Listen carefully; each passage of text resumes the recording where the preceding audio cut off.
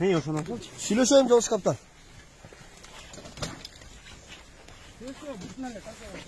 Kamerayı tart.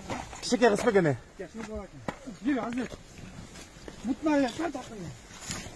Svet. Işığı açın, çalıştırın. Çalıştır. Jeneratörü çalıştır. Sen tartılasan. Ne batmaytasın mı? Böyle mi çeçineyin? Ses geliyor, tamam korkma. Ses geliyor, oley konuşuyor. Çocuk. Hayır. Abi çık. Korkma oğlum, korkma. Al şunu. Korkma yavrum oğlum.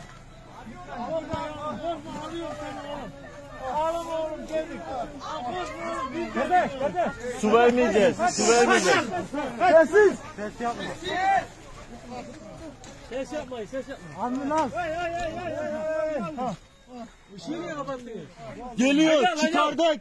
Ambulans hazırlayın. Ambulans. Maşallah. Allah.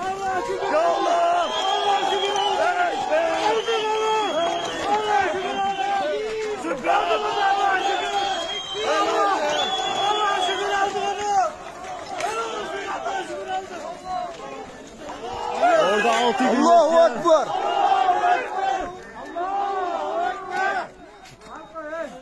Ambulans geldi mi? Geliyor abi. 11 fevralga tungi saat 23:30 карата ыкчам маалымат билдире турган болсо, куткаруучулардагы 3-чү тирүү жаранды таап, ушул завалдын астынан таап чыгышты.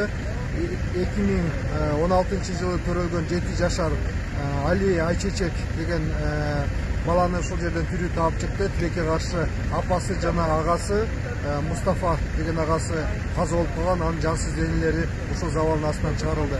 Баяндаган подполковник Жолдошбаев.